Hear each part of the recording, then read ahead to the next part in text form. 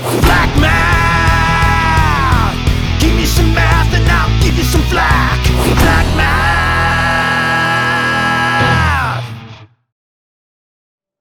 Okay, so we do have just one more test. I would love to be done with the test by Tuesday. So we'll just take it in class again, and then you can finish it at home. So that means we will review for the test on the Thursday before.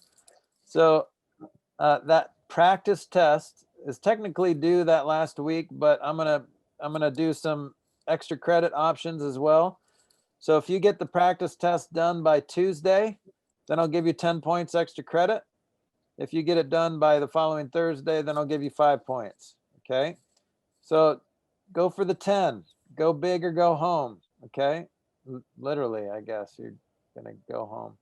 But so practice test, we'll review for that on Thursday and hopefully get it all done. If not, then I'll just finish up either on Tuesday in class and then let you get started right after we finish reviewing, so it'll be fresh on your minds, or I'll do it online. But yeah, okay, good.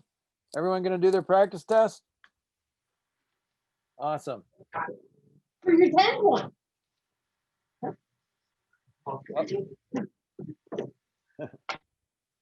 All right, so we're gonna do lesson 41. We're gonna talk about the Pythagorean theorem, but the reason we're gonna do that is that's what the distance formula is. I don't know if you guys are familiar with the distance formula. I don't know if we've talked about the distance formula yet between 2 points on a coordinate plane, but it's basically just derived from the Pythagorean theorem, okay? So we're going to use the Pythagorean theorem and the distance formula to basically calculate distance between 2 points, okay? So And Mr. Flack, can you enlarge the white part of the screen so that we don't see all your stuff on the side? Oh, like this on the left here? Yeah, or I don't. so it takes up the whole screen? I don't think I can. You did it yesterday. Oh, that just switched it to the other side.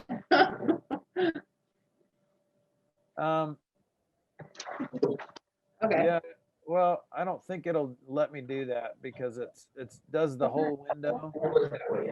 It was larger yesterday. Yeah, yesterday it took up the whole screen. Really? Let me start. Yeah. Start it again.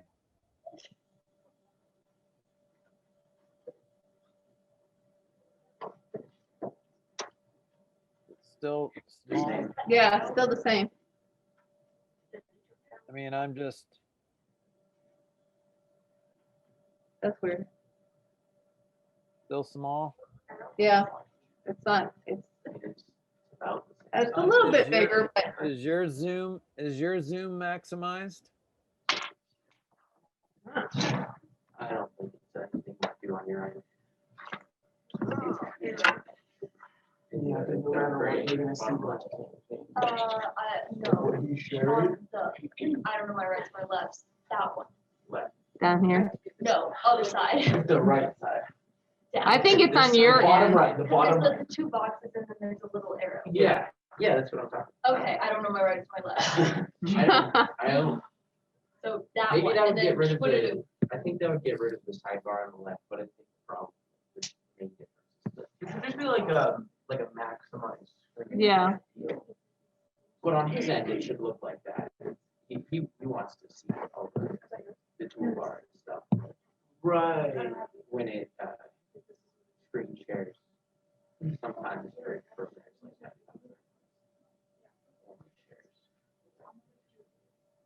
Maybe that's it. I know in Discord there's a specific. Let me see what it looks like. Yeah. Viewing options. It doesn't.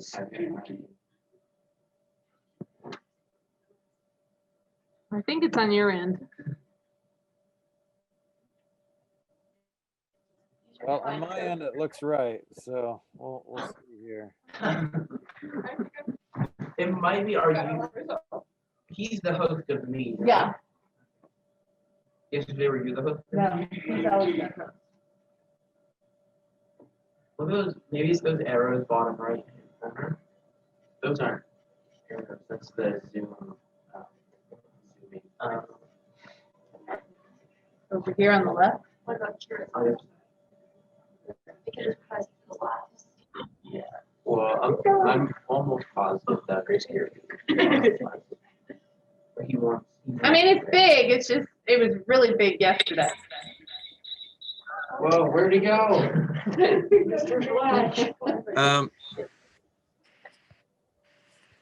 Watching each other. The live view went away. And we can't hear you. Yeah, we should just have her.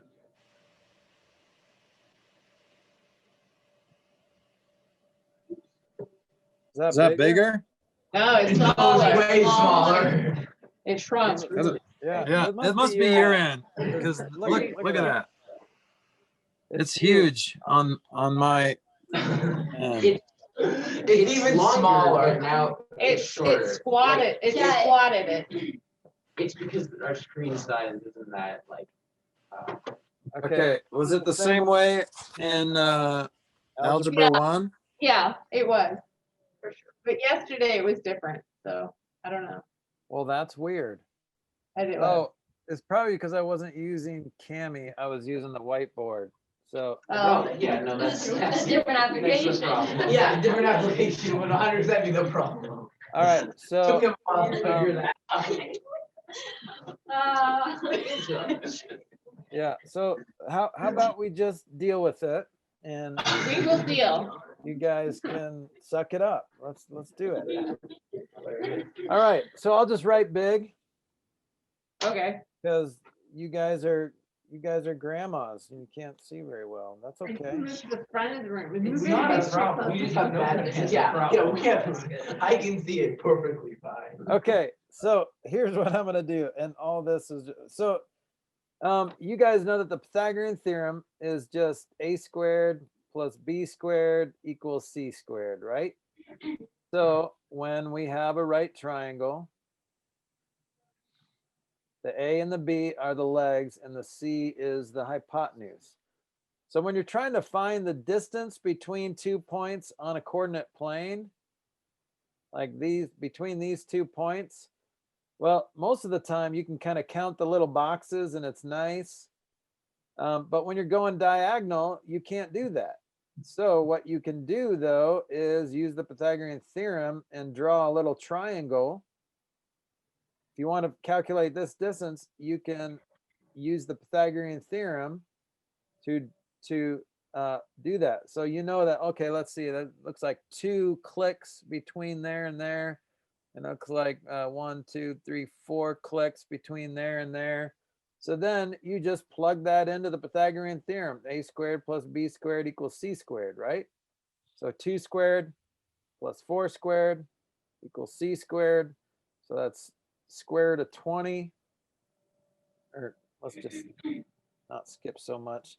So 4 plus 16 equals c squared. 20 equals c squared. So square root of 20 equals c. You can reduce that to 2 radical 5 equals c if you want, but that's using the Pythagorean theorem. So what the distance formula does is it takes this thing, this d, and they call that the d. So if I were to solve for c, it would look like this. C equals the square root of whatever a squared plus b squared is. All I did was square root both sides to get c equals the square root of a squared plus b squared. Can you still see that okay? That there? Yeah. Okay, well, how do you calculate a and b? Well, that's just how far it is from the two x's. So how far you travel on the x-axis and how far you travel on the y-axis. Well, that is just so basically this is the a is just the difference of x's. So the difference is just subtracting the x's. So that's a, so a squared. And then the b here is the difference of y's. So y1 minus y2 parentheses squared. So that's where they get the distance formula. That's all it is. But if you forget it, you can always just use the Pythagorean theorem. Okay. So there's some steps. If you want to do a little exploration, you can look at the beginning of chapter 41. I'm not gonna do that. So let's just move on to our first example. And we're going to determine if a triangle is a right triangle. So there's the Pythagorean theorem, which says if you have a right triangle, then a squared plus b squared equals c squared. Okay. But then do you guys remember from geometry, the converse is when you reverse it. You switch the if and then statements. And so if a squared plus b squared equals c squared, then it's a right triangle. Okay. So we're going to use the converse of the Pythagorean theorem to try to figure out this. So if the sides are sides of a triangle are 15 centimeters, 36 centimeters, and 39, I want to determine if these guys are, if this makes a right triangle. Well, plug it into the formula. So if a squared plus b squared equals c squared, then it's a right triangle. So what's our a, b, and c? Well, c is always the longest side. So 39 would be the c. So we can call 15 and 36 our a and b. So let's see if 15 squared plus 36 squared equals 39 squared. Okay. Well, I know 15 squared is 225. And I think this is 1,000 something. What's 512 times 2? Maybe I'm thinking of something else. No, 1296. 1296. Okay, and what's 39 squared? 1521. All right, well, let's add these guys together and see if it works. And it does. Check. So yes, this is a right triangle. Okay.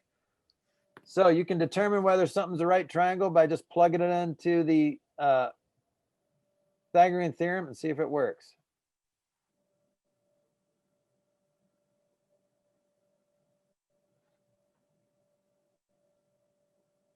Sorry, 1 second here. This is being a little poopy.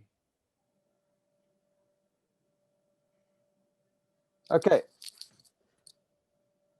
So let's move on. So there's another example, and it doesn't work in the Pythagorean theorem, so it's not a right triangle. Pretty self-explanatory. I mean, you guys are, I think, beyond that, above that. You're smart. So let's move on to the second concept. So now we're just going to do a little bit of review, find the length of the missing side of a right triangle. Just some nice little review problems here. So find x, go, go, go. These are in inches. So see if you can find x before I do. All right, when in doubt, just write the formula out. So a squared plus b squared equals c squared. So this time they give us the hypotenuse. So let's see, 30 squared goes there. This can be b. A and b doesn't matter. Let's see, 24 squared, p squared plus 24 squared. So let's do that math. 30 squared is 900. And what is 24 squared? It's like 576.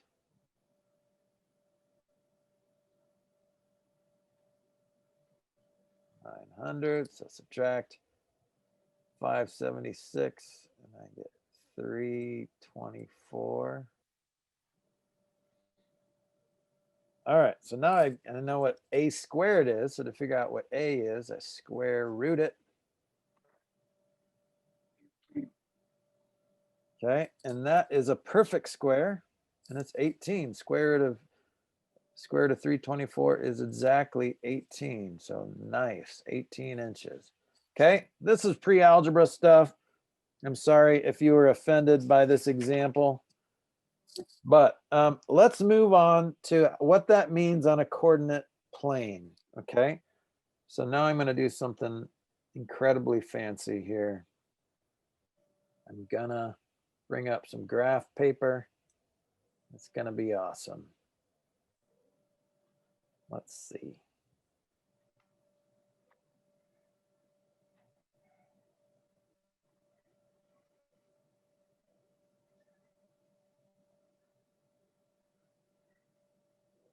Okay.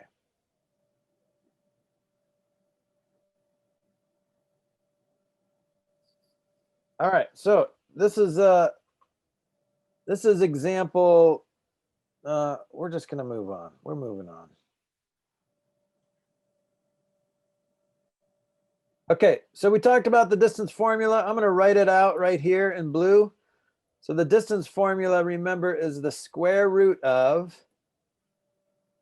x1 minus x2. It doesn't matter what order you do it in, because when you square it, you get the same answer anyway. So if you get 3 minus 5 or 5 minus 3, when you square it, you get a positive number anyway. And then y1 minus y2, all parentheses squared. This is just a squared and b squared, and this is c, okay?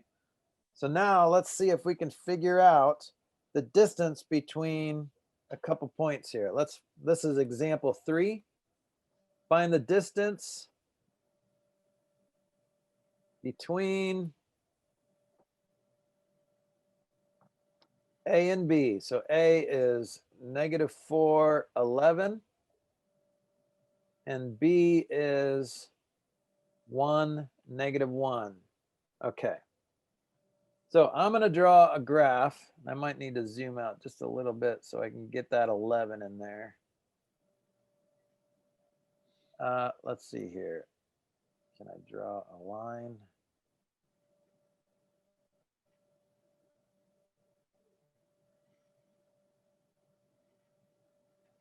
There's my x-axis. There's my y-axis. Hopefully you can see that okay. So if I plot these points, -4, 11, left 4, up 11. Ooh, just made it. Oops, I'm still on the. So there's A. There's -4, 11. Okay. B is at 1, -1. So B is right there. Okay. And I want to find the distance between these 2 points. Okay. So it looks like I can draw a pretty easy right triangle there. So let's do that. So a right triangle looks like that. And really you could do it this way, or you could do it this way. It doesn't matter. So how do you figure out these sides? So this is just a squared, b squared equals c squared. Well, we can just count the squares if we wanted to. Let's see here. That's at 11. So it goes down to 1, 2, 3, 4, 5, 6, 7, 8, 9, 10, 11, and then another one. Okay, so that's 12. So if I write out my Pythagorean theorem, a squared plus b squared equals c squared, that's 12 squared. And then b is, let's see, 1, 2, 3, 4, 5. Okay, so I get 144 plus 25 equals c squared. C squared equals 169. Square root of 169 is 13. Nice. That worked out great. Okay, that's using the Pythagorean theorem. But how do you calculate this distance? Well, you're just going from 11 to -1. We'll see how that works perfectly in the distance formula. So distance equals x1 or x1 minus y1. So if I calculate this distance first, you're going from -4 to +1. So if I go -4 minus 1, and then my y's are going to be 11 minus -1. So that's, let's see, chicken scratch, that's -5 squared is 25. 12 squared is 144. All right, so then either way, you're going to get the same answer. Okay, so you can, if you want, you can draw it out on a graph. All right, but know that when you're drawing it out on a graph, you're actually doing the math. You're figuring out the distance between, when you count each square, then all you're doing is calculating the distance between the x's and the distance between the y's. Distance in geometry means difference. It's a subtraction problem. So you're just subtracting the x values and subtracting the y values. That's it. So these two are the same thing. This is just, if you want to geek out with just a formula, then there it is. Then plug and chug. Okay. There's probably an app that does that for you, but you can't do that on a test. But it's not complicated. It looks complicated because there's radicals and squares and parentheses and whatever, but it's just the Pythagorean theorem. Okay.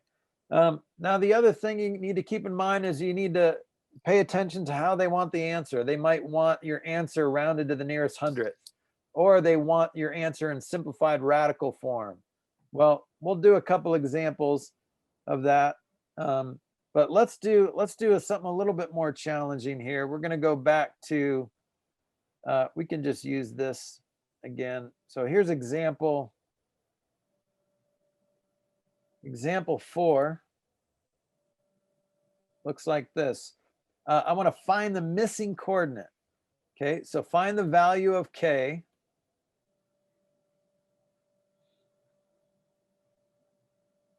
So that the distance between the 2 points is 4.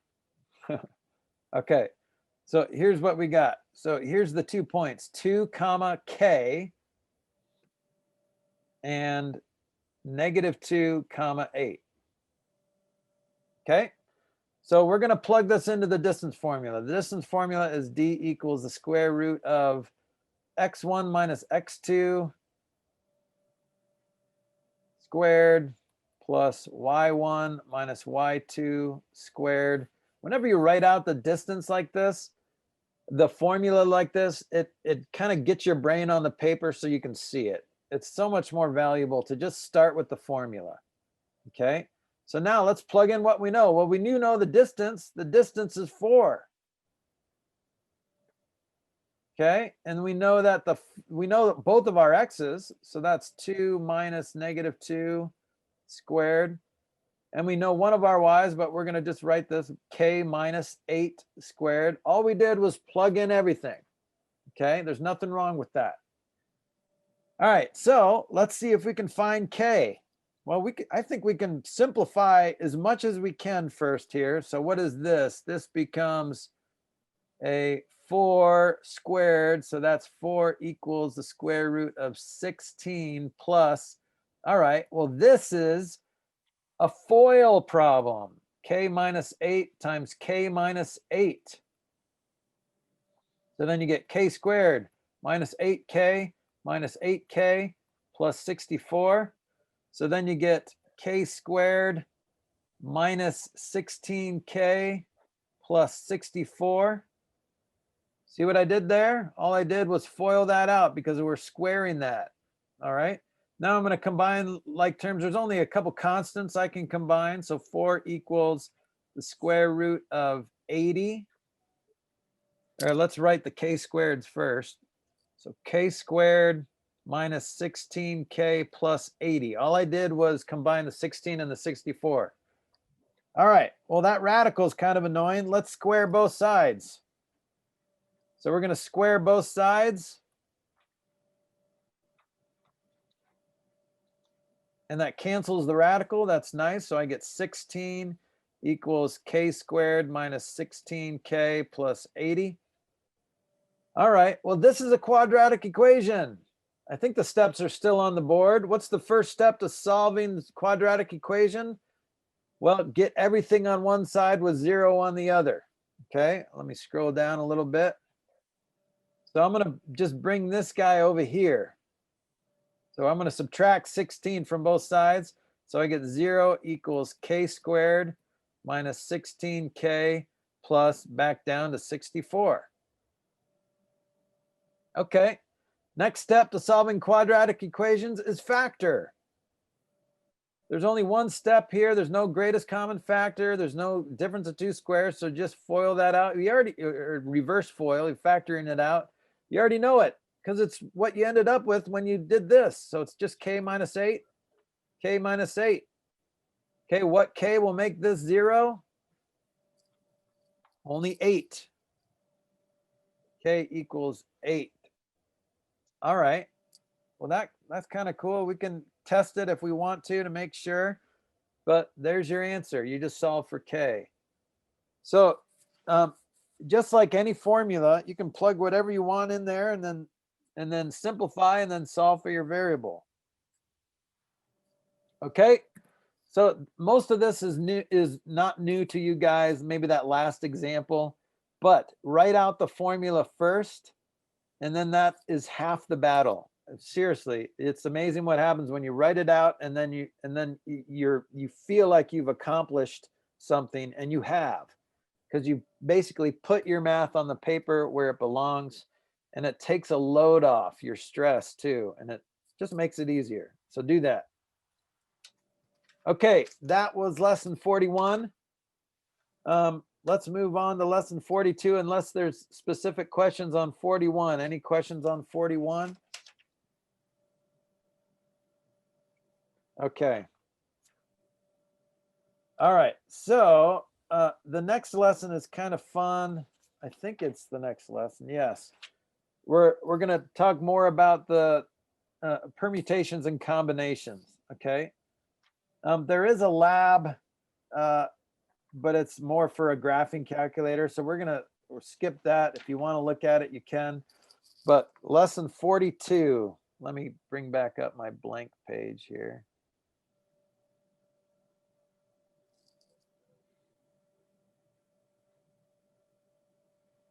Lesson 42 is finding permutations and combinations.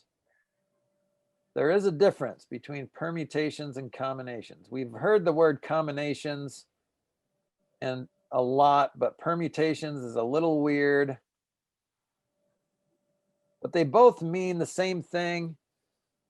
It's how many different ways you can arrange something, or how many different possibilities there are. If you're a code cracker, then this is great. If you play games or puzzles where you have to figure out this code, sometimes you can go search around for the right code, or you could just try all the different combinations or all the different permutations. Skyrim has a few of these, but when I play it, they didn't know I was going to play it because I kicked Skyrim's butt with all these things because I understood permutations and combinations. So here's what we're going to do. We're going to first figure out what the difference is between a permutation and a combination. Okay. So think of combination as like a combination pizza, right? When you think of a combination pizza, if you want pepperoni, mushroom, and sausage, well, it doesn't matter what order you put it in, right? I don't know, your palate might know the difference on how you arrange the pizza, but there's only one combination of pepperoni, sausage, and mushroom. A permutation is where order matters, okay? So for example, if there was a gold medal, a silver medal, and a bronze medal, well, maybe Drew got first place, Kira got second place, and Delaney got third place. Well, if this is a combination pizza and I had a Drew, Kira, Delaney pizza, then it doesn't matter what order it is, right? But a permutation is where order matters. So it doesn't matter. Like maybe Drew didn't get first place, but Kira got first place, and Drew got second place, and Delaney got third place because she's just not as good as Kira or Drew. Oh, no offense, sorry. But so do you see the difference between a permutation and combination? You have to know the difference. So think of combination as a pizza, right? Doesn't matter how you throw it on there, just throw it on there. Permutation is where order matters. Okay. So the first math concept we're going to talk about, though, is a factorial. We briefly mentioned this. A factorial, this is that fun button on your calculator that may look like this, may have an X with a explanation point by it. Okay. You finally get to use this button. So factorial, the definition is a positive integer is it's the product of all positive integers up to and including that integer. Okay. So this is, I'm not going to define it. I'm just going to show you. So for example, you did this on your last test. 5 factorial is 5 times 4 times 3 times 2 times 1, all the way down to 1. So this 1, it doesn't, I mean, it's kind of silly to even include that, but that's technical because when you multiply all that by 1, it's just itself. But this is what a factorial does. You just multiply all the way down. And I think that was 120, right, on the test. 5 times 4 is 20, times 3 is 6, times 2 is 120. So you can do that math on your calculator, 5 times 4 times 3 times 2 times 1, or you can push the factorial button, which should look like this. So if you have a calculator, take it out and try it, and that will do the math for you. That's nice. Okay. All right. So the geeky math definition of this is the factorial of n is this. So n factorial equals n times n minus 1 times n minus 2, blah, blah, blah, all the way to 1. Okay. So you're just multiplying that n times the number below it times the number below that all the way until you get to 1. Okay. So that's, you can write this down if you need to, but you don't need to. I think you can remember it.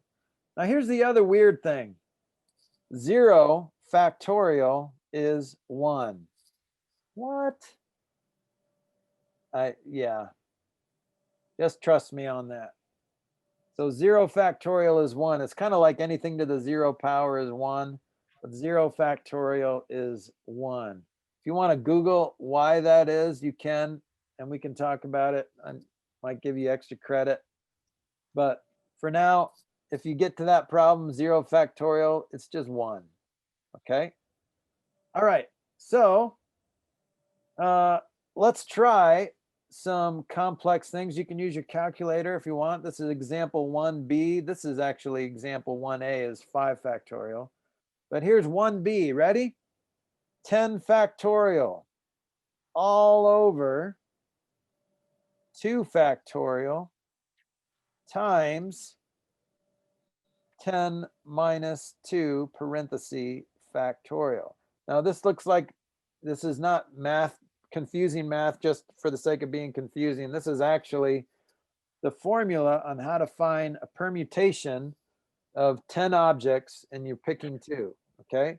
So see if you can do that math on your calculator, or if you want to do it without your calculator, you can. It's going to take you a bit, but see if you can do it. If you have an iPhone, you can't use an iPhone on a test or a smartphone, but it does have a factorial button. Now this is the normal one, but if I go like that, then you have more options, and factorial is one of those options. I see my X number. So I'm going to say 10 factorial on top, and I get a really big number. So let's see, this would have taken you a bit. So 3,628,800. all over 2 factorial is just 2 times 1, so it's just 2. And then 8 factorial. Let's see what 8 factorial is. 8 factorial is, oh, it's only 40,320. Okay, so let's multiply that sucker by 2. And then I get 80,640. Okay, and then if I do that math, let's see, 3,628,800. And hopefully some of you are thinking there's got to be an easier way to do this, and there is. So 80,000 divided by 80,640, and I get, oh, 45. Well, a cute little answer like 45 does not deserve complicated math like this. It doesn't. Sorry. So if you have a calculator, first of all, let's just call this 8, right? And then on a calculator, what I'm going to do is I'm going to show you, let's stop screen sharing for a second so you can see my calculator. So I'm going to do this. I'm going to say 10 factorial. So 10 factorial, and I still get that big number, but then I'm going to hit divided by, and then I'm going to hit my parenthesis. Now, if you have a nice calculator, it'll type all this out for you, but on an old school calculator or a Walmart calculator, it's just going to do something weird. So I'm going to put a parenthesis. So I'm going to divide by this, all this thing here. So divided by 2 factorial, or I'm just going to say 2 because it's 2 factorial is 2 times another parenthesis, 8 factorial. Okay, so I'm going to end that parenthesis and then end my other parenthesis, and then I'm going to hit equals, and I get 45. Okay, so on your calculator, if you have a nice calculator, then it's going to show all that work for you. If you have something besides an iPhone calculator, you'll probably, like, I think other phones will show all the work for you too. You can also download an app, but just, you need a calculator anyway for testing. So just make sure you grab a calculator, a scientific calculator that shows all that for you. Okay. All right. So why such a complicated formula? Well, let's see if we can tear it apart here. Let's move on to what a permutation is. So a permutation is a selection of items where order is important. Okay. So a permutation is a selection of items where order is important. So you should write that down somewhere. So a permutation, and just write order is important, or order matters. I should have just said order matters. Okay. So here's the formula to find a permutation. Now you could just think through all the different possibilities of how you can arrange Drew, Kira, and Delaney on the podium. So if it's Drew first and then Kira and Delaney, okay, that's one. Or I could say Drew first and then Delaney and then Kira. So that's with Drew first. So there's like 2 different things with Drew being first. So let's see. So if Delaney was first, and then it could be Drew and then Kira, or Kira then Drew. So you could go through all the different combinations if you wanted to, but you could remember this formula. So here's the formula. So this is the formula of permutation of n objects taken r at a time. Okay. So in our situation with Drew, Kira, and Delaney, it could be like maybe the whole class, but you only get 3 winners. Okay, so 3 winners, then that there's a lot more possibilities, right? So it could be Drew, Kira, then Delaney. It could be Drew, Kira, then Harvey. It could be Drew, Kira. So see how there's so many more permutations. Okay. So here's the formula. P of, this is just how you label it. P of n comma r. So there's no math over here. It's kind of like functional notation. There's no math happening here. This is just how I label it. Is n factorial all over n minus r parenthesis factorial. That's it. Oops, not 4, r.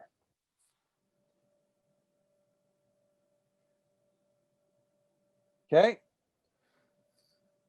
So let's do an example. So permutation of 6 objects taken 3 at a time. So let's say there were 6 people in the class right now and only 3 could get medals. All right, so here's what we do. We go 6 factorial, all divided by 6 minus 3 factorial. So this is just 6 factorial over 3 factorial. Okay, now you can do that in your calculator if you want. What is that? 120 times 6, 720 divided by 6 is 120. Okay, or you could write it. Look what happens if I try to write it out. Look what happens. 6 times 5 times 4 times 3 times 2 times 1 all over 3 times 2 times 1. Look what happens. These guys cancel and I'm left with just this 6 times 5 times 4 times 3. Okay, so 6 times 5 times 4 times 3, let's see, that's 30 times 30 times 4 is 120 times 3 is 360. So I did some math wrong when I calculated it originally, but you could think of it like this, guys. So if I have 6 people, this is kind of like our table question on our test. How many ways can you arrange 6 people around the table or 5 people around the table? Well, this time we only have 3 chairs at the table. So how many choices do we have for the first one? Well, we have 6. We have 6 choices to choose from for that number 1 spot. Okay, well, now that we've already chosen that one person, how many do we have left? We only have 5 choices for that number 2 spot. And then we have 4 choices for that number 3 spot. So this permutation formula seems like we're overcomplicating it, because you could just go back to what you did on a test and just fill out, okay, here's my podium. Here's first place, second place, and third place. Well, how many choices do I have for first place? 6. How many choices do I have for second place? 5. How many choices do I have for third place? 4. Multiply them together and you get 360. Or no. Oh, I crossed out the 3. Okay, got it. Yeah, you get 120. So were you guys correcting me and I didn't know it? Or were you just, did you? 100%. 1,000. All of us get extra. Yeah. I know, you got to speak up. If I make a mistake, Zoom, it still works. I'll give you a free problem set. You can ask. You can ask. I think you might have gotten muted. Yeah. Yeah. What? You didn't hear us? That's so weird. Okay. So see how most of these permutations you can figure out in your head by just doing that number, the counting strategy that we did on the test previously. Okay. So those are permutations. Let's try another example. So a permutation of n objects, you can read through that if you want, but here's what we should do. We should just do another example. Okay. So here is example 2a. See if you can figure this out on your own. So find the permutation of 8 objects. Find permutation of 8 objects. Okay, and if it just says 8 objects, then you're going to take all 8. So there's 8 spots. So we could do it this way, where we go 8 times 7 times 6 times 5 times 4 times 3 times 2 times 1, right? 8 times 7 times 6 times 5 times 4 times 3 times 2 times 1. Okay, or we could plug it into our formula, which is picking 8 out of 8 objects. So let's see, 8 factorial over 8 minus 8 factorial, which is just 8 factorial over 0 factorial, which is, remember, 1. So then it's just 8 factorial, which is what we wrote up there. Okay, So you could still use the formula and do it that way, or you could just write it out like this. I don't know, do we want, let's do that on your calculator. Anyone have that answer? 8 factorial?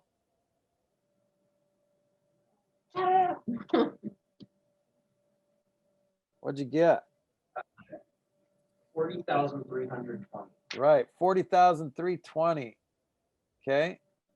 Now, your homework might have you just write your answer in factorial form or simplified factorial form, which means cancel out the other ones. Or it's probably just going to ask for this number. So that's fine. All right, here's 2B. I want to find permutation of 6 objects taken 2 at a time. Okay, well, we could use 2 different ways to do this. Remember, this is like a table. There's only 2 seats at the table. How many choices do you have for the first one? And how many choices do you have for the second one? Well, that's just 6 times 5, which is 30. That was the easier way to do it, I think. Permutations are pretty simple. But you could plug it into your formula. P of 6 comma 2 is 6 factorial over 6 minus 2 factorial, which is just 6 times 5 times 4. You could plug that into your calculator, or if you recognize that this is just 4 factorial, and then what cancels? These guys cancel, and you're left with the same thing, 6 times 5.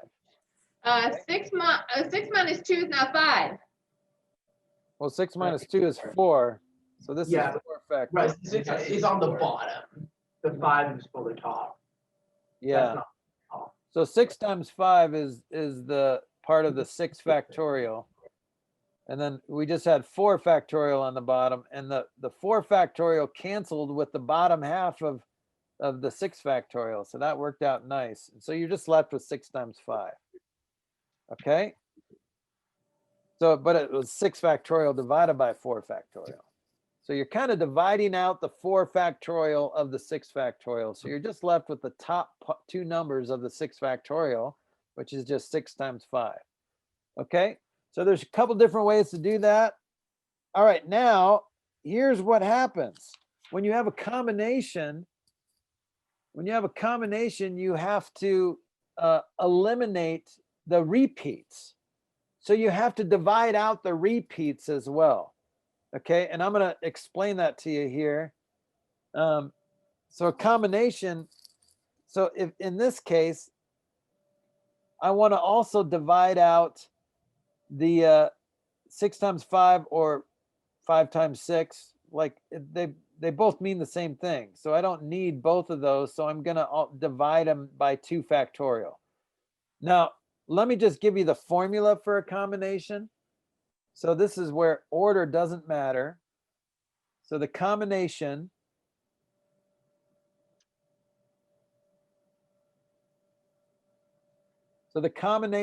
of n minus or n comma r is still n factorial on top, and it's still n minus r factorial on the bottom. I don't know why I always put a 4 when I say r. But you're also multiplying by r factorial. So see how this part minus the r factorial, this is a permutation, but you're also dividing out the r factorial. Okay, so that's the only difference between a permutation and a combination, is this guy right here. All right, so let's try an example. Combination of 5 comma 2. Well, that's just 5 factorial on top over 2 factorial and then 3 factorial, right? Because 5 minus 2 is 3. So I could cancel out some stuff if I wanted to. And then let's see, that's just 5 times 4. Or I could calculate all that on the calculator, all over 2 times 1. So see how I just took the 3 factorial and took it away from the 5 factorial, and I'm left with 5 times 4. So that's 20 over 2, which is 10. You don't have to do it this way. You can just plug that into the calculator like I showed you, And most of this math, these low factorials, you can do in your head. 5 factorial is 120. 2 factorial is just 2 times 1, so it's just 2. 3 factorial is 3 times 2 times 1, which is just 6. So you're just dividing 120 by 12, which is 10. So some of these factorials, don't bother putting it into your calculator because you know them. And you're going to be doing a lot of homework with these, so you'll remember that, okay, 6 factorial, 720. Well, that 8 factorial, oh, that was that 40,000 one, 40,320. Those don't change, okay? 8 factorial will always be 40,320, okay? So let's see here. Let's do a couple more examples and then we'll be done here. This is example 3B. Let's go back to our pizza. Example 3B is how many different pizza varieties can be created if there are 2 choices of crust. So 2 choices of crust.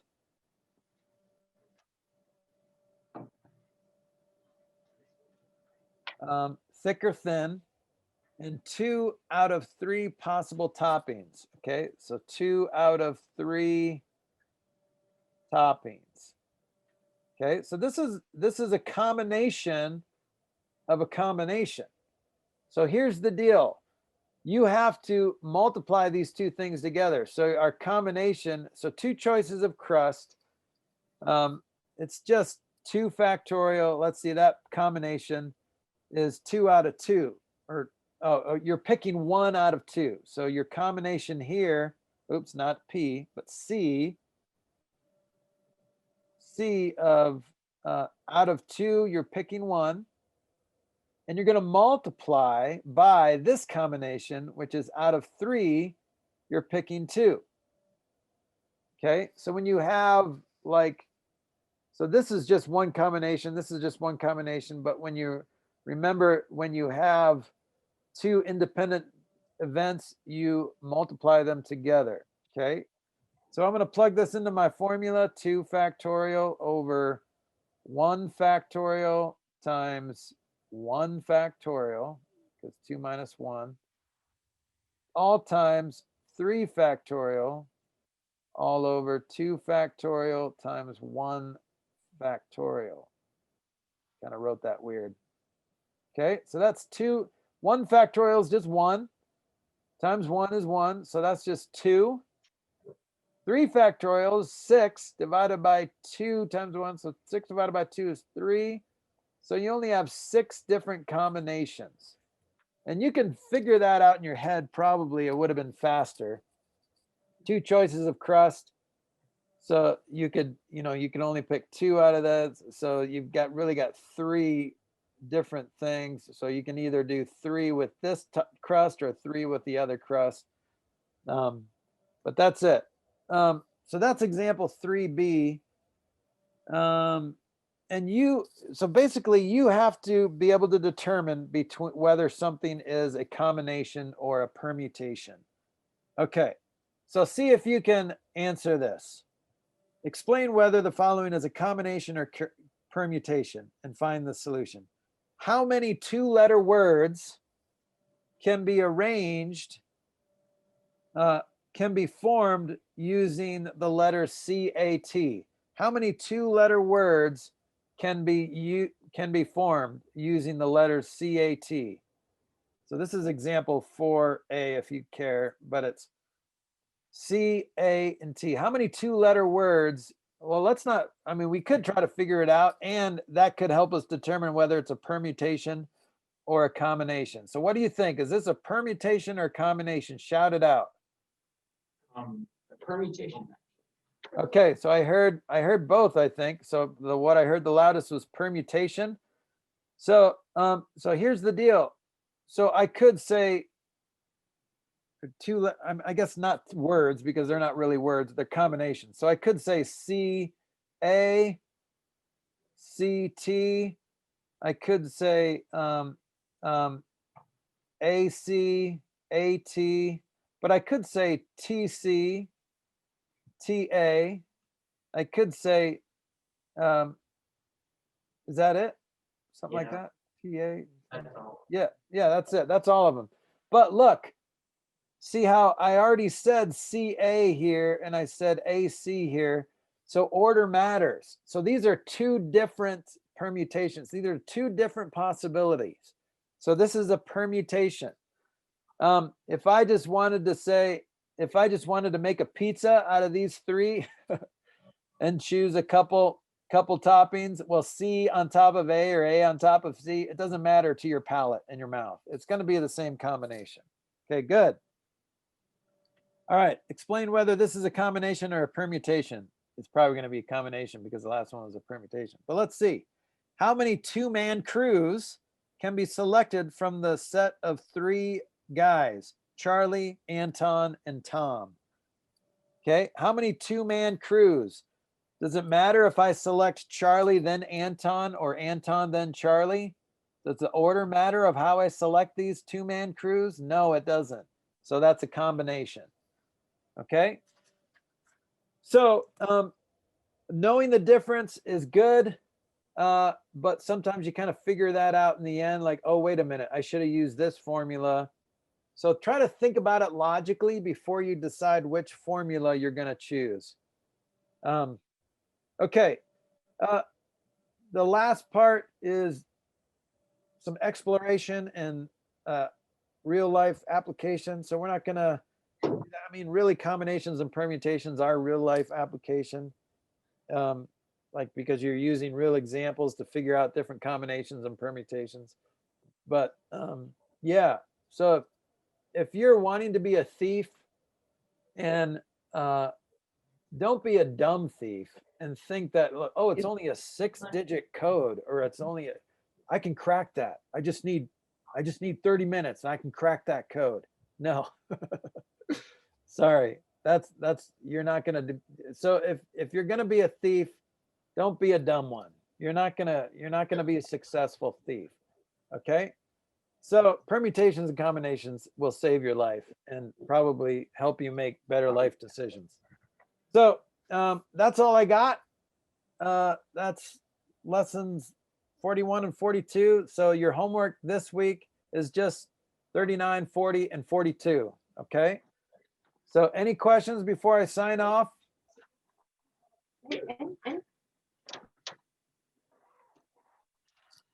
No questions? No question. All right. Then I will catch you later. Good job, guys.